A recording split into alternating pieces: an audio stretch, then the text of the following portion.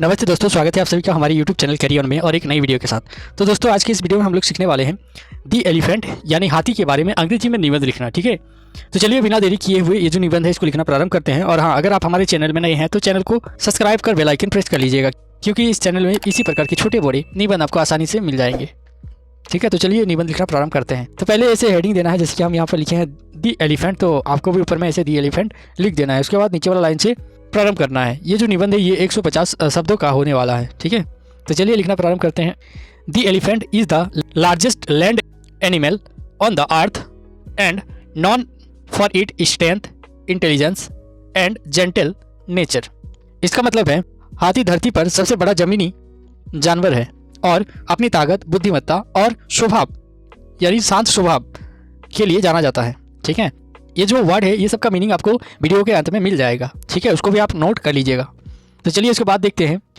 Elephants are easily recognised by their long trunks, large ears and long tusks. इसका मतलब है हाथियों को उनकी लंबी सूंड, बड़े कान और लंबे दांतों से आसानी से पहचाना जा सकता है। ठीक है, they are social animals and usually live in groups. इसका मतलब वे सामाजिक जानवर हैं और आमतौर पर समूह में रहते हैं। Led by a female elephant known as the matriarch. ठीक है, इसका मतलब जिसका नेतृत्व मादा महिला करती हैं, जिसे महामाता या कुल माता हाथी कहा जाता है, जो कि उन ग्रुपों का लीडर होते हैं। ठीक है, there are two main species of elephants. हाथियों की दो मुख्य प्रजातियां हैं। पहला the African elephant and the Asian elephant. एक होता है अफ्रीकन एलिफेंट और दूसरा होता है एशियन एलिफेंट। ठीक है, दो प्रजातियां होती है। Elephants are herbivorous and spend a large part of their day eating grass, leaves, fruits and bark. इसका मतलब हाथी शाकाहारी होते हैं और अपने दिन का एक बड़ा हिस्सा घास, पत्ते, फल और छाल खाने में बिताते हैं।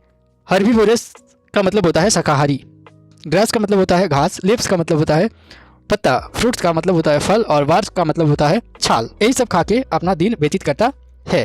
ठीक है, they play a vital role in the ecosystem by helping to save their habitat and separating seeds through their dung. इसका मतलब है वे अपने आवास को आकार देने और अपने गोबर के माध्यम से बीज फैलाने में मदद करके पारिस्थितिक तंत्र में महत्वपूर्ण भूमिका निभाते हैं। ठीक है, उसके बाद unfortunately elephant face serious threats from poaching and habitat loss. इसका मतलब दुर्भाग्य से हाथियों को अवैध शिकार और आवास के नुकसान से गंभीर खतरे का सामना करना पड़ता है। Many elephants are killed for their ivory tusk. इसका मतलब कोई हाथियों को उनके हाथी दांत के कारण मार दिया जाता है। Which has led to a sharp decline in their population। इसका मतलब जिससे उनकी आबादी में भारी गिरावट आई है। ठीक है, conservation efforts are essential to protect elephants and ensure they continue to thrive in the wild. इसका मतलब हाथियों की रक्षा करने और यह सुनिश्चित करने के लिए संरक्षण प्रयास आवश्यक है कि वे जंगल में पनपते रहे, यानी फलते फूलते रहे। ठीक है, आशा करता हूँ ये जो निबंध है आपको अच्छे से समझ में आ गया होगा। ये सब जो वर्ड मीनिंग है ये सब आप अपने कॉपी में नोट कर लीजिएगा। और हाँ, अगर आप हमारे चैनल में नए हैं और अभी तक हमारे चैनल को सब्सक्राइब नहीं किए हैं तो चैनल को फटाफट सब्सक्राइब कर बेल आइकन प्रेस कर लीजिएगा।